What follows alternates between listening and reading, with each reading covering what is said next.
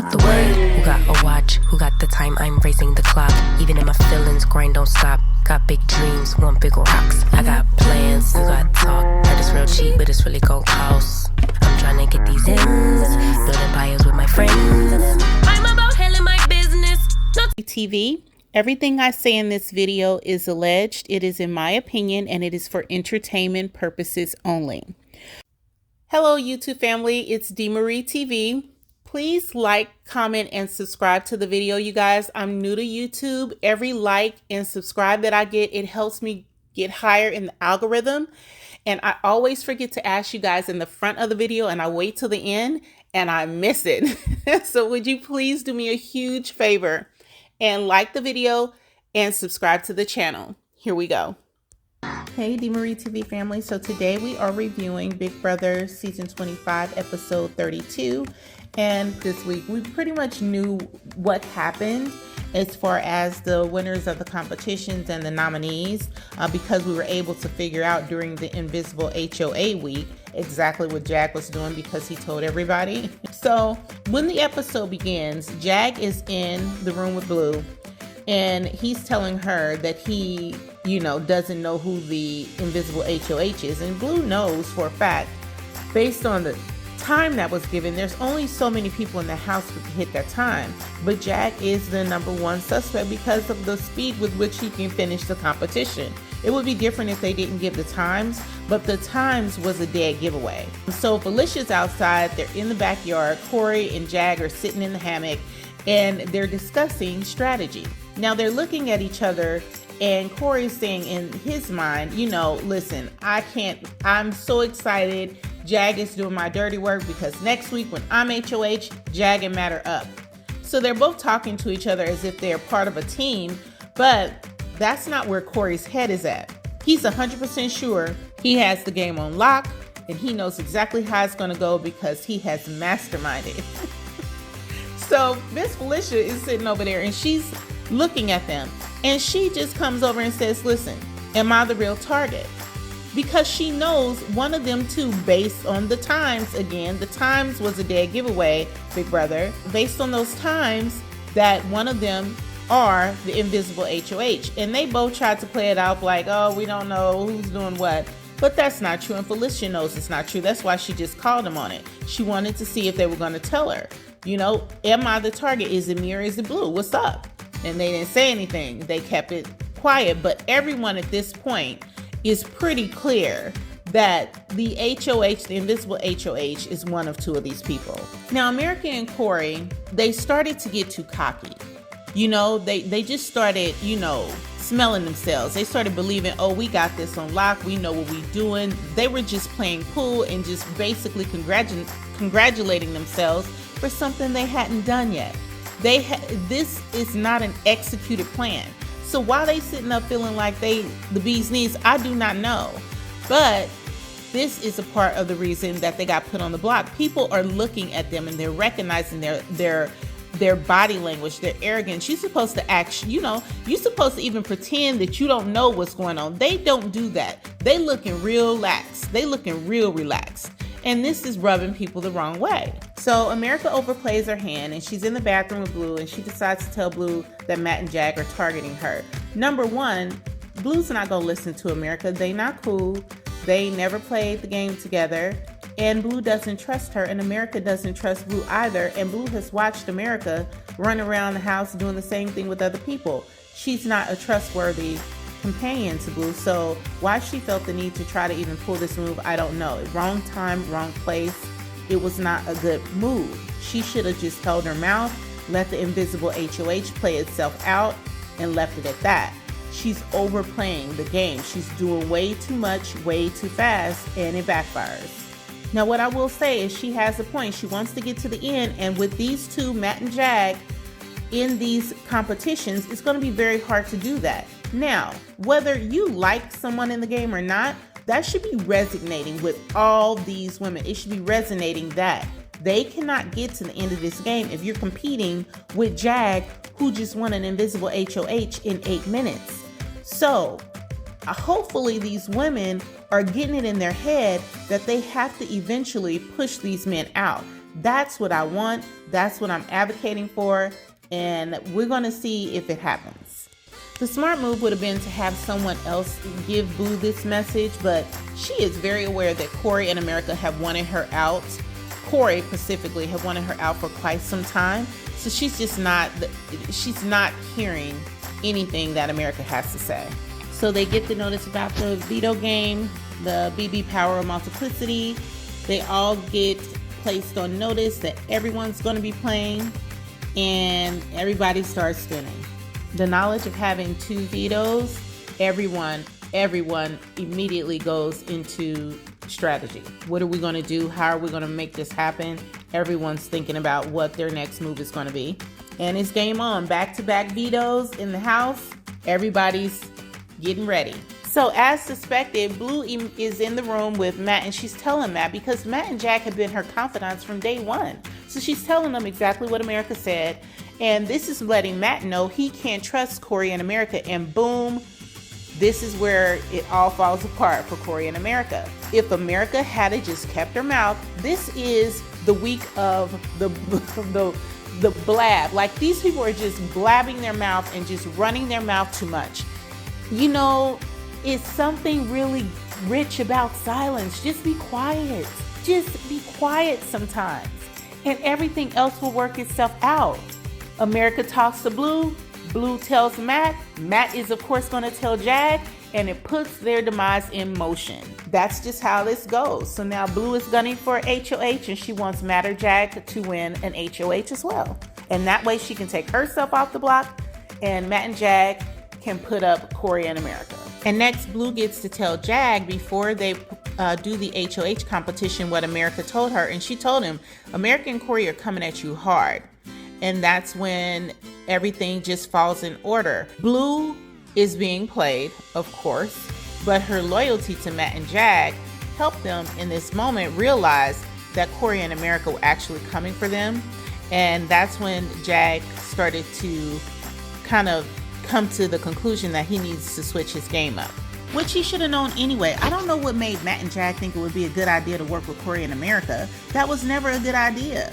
I mean, if one thing, Blue is loyal to them, so they can just kind of drag her along, forever. But, she has to stop and think about the conversations that are leading back to what America's saying. It has to leave some questions in her mind.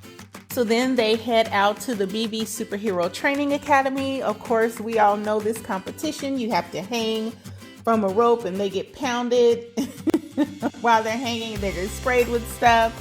I like this competition. It's a really good competition. It's based on endurance, but still, as long as you're able to hold on, it's less strenuous than some of the other competitions that we've seen. All you have to do is hang on. I still think Sari and Felicia are kind of at a disadvantage with all of these athletic competitions, but it's the game they signed up to play. So essentially, Sari drops off pretty early because she doesn't want to be involved in it. She don't want the veto. Felicia's off pretty early. Everyone goes down but Jag and Blue. Now, Blue, in her mind, in my opinion, should be questioning, why is he hanging up here and I need the veto? He should be dropping so that I can get the veto to pull myself off. But that's my boy, drop. No, not Blue. She's just like, oh, well, maybe he's trying to keep the veto to protect himself. What does he need protection from? What? What does he need it from?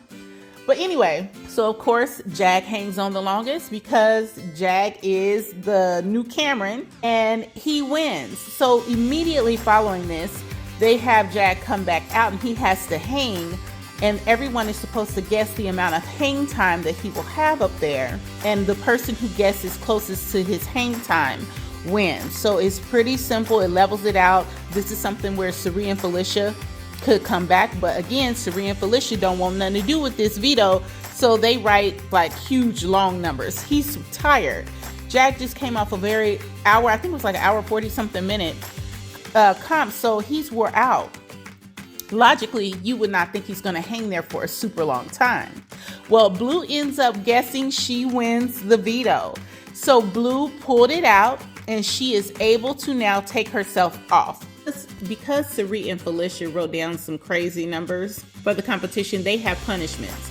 So Sari is going to have to wear a BB comic costume for a full week, and she has to do all these things that they'll at any time can call her and give her some directives to do, like stand on what foot, roll across the backyard. She has to do all these crazy things, and that's her punishment. It's a BB superhero costume, and she has to change in a phone booth.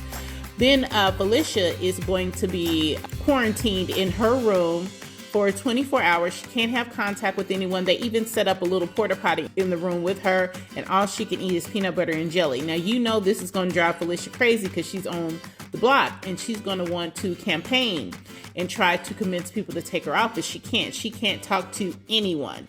So it's going to be left up to Sari to try to see what's going on and kind of do what she can to keep her off the block or keep her from going home, because Felicia can't campaign for herself. So Jack meets with Matt in the bathroom, and he tells Matt that he's going to be putting up Corey and America at the same time, and that way they can campaign against each other.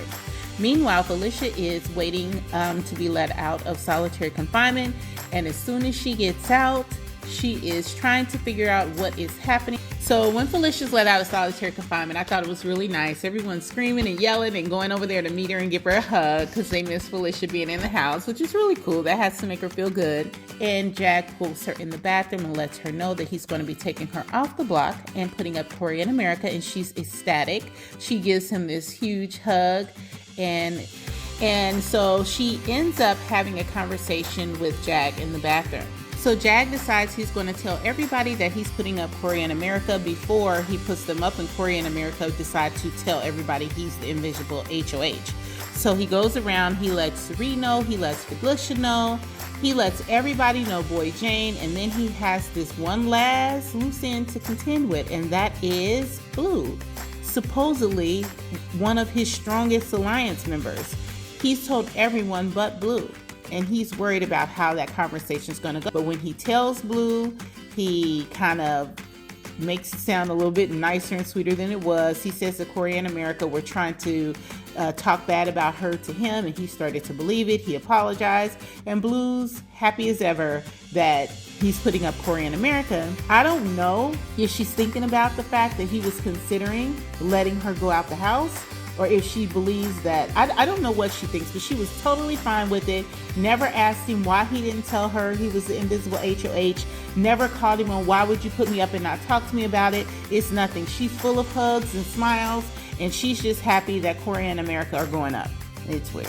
Okay, DeMarie TV family, now I'm going to get you guys caught up on the live feeds. If you do not want to hear the spoilers, now's the time to click off.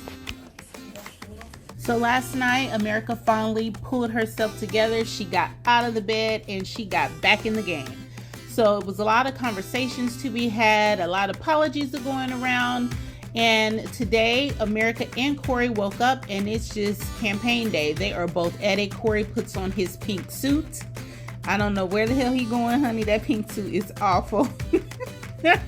It's the worst suit I've ever seen in my life. But Corey has on his suit. He's dressed for the job. He's ready to go out and politic. So he's talking to Sari and he's talking to Felicia, telling them he wants them to take him to the end because he believes that he can be a shield for them, because the Matt and Jag and Boy and Blue will be coming after him. Nobody will be looking at them. And he can be the person who competes against Jag and Matt in the HOH competitions to get them ahead, because they can't get ahead without someone who can win HOH. And pretty much he's saying to them, you guys are not capable of doing that. You need me here to do that for you. He may have a point. I hate to admit it, it goes against everything in my being, but he may have a point. But then you have America. Now listen, America's campaigning was kind of gangster. She went up and she was talking to Jag and she's like, look, I'm coming for you, you coming for me, it is what it is. And I'm like, yes, yes, America, yes. Where has this girl been all season? Okay, hugged up with Corey, brain is just thrown the hell off. So she needs to get rid of Corey, because if this is the America that's playing, I'm with it. So she went and she talked to Blue, she talked to Bowie, she talked to Sari, she talked to Felicia, and she's the one that is bringing up, I told Blue a while ago, let's get the guys out. She's talking to Felicia. saying, you know, I mentioned let's get the guys out. So she's starting to bring that notion up. And I know that Sari has brought it up. So hopefully, you know, they keep America and they're able to pull some things together, but both of them are campaigning. Neither one of them are just dying on the sword. They're both giving their independent pitches without going against each other. They're being very respectful of each other and even advocating for each other, but it still looks like at this point, Corey is going to go. Everybody's kind of getting tired of, you know, talking about it. They just want to get to that point and get it over with. But that's all that's happening right now. America's back. She's running around having all the conversations again and doing all the things. So we're going to see what happens tonight over the live feeds. And then tomorrow we'll see what happens on episode 32. All right, you guys, drop me some comments, like the video. Please subscribe to the channel if you haven't yet. And hit that notification bell so that you are aware every time I drop a new video. I'll talk to you guys soon. Get out the way. Who got a watch? Who got the time? I'm raising the clock. Even if my feelings grind don't stop. Got big dreams.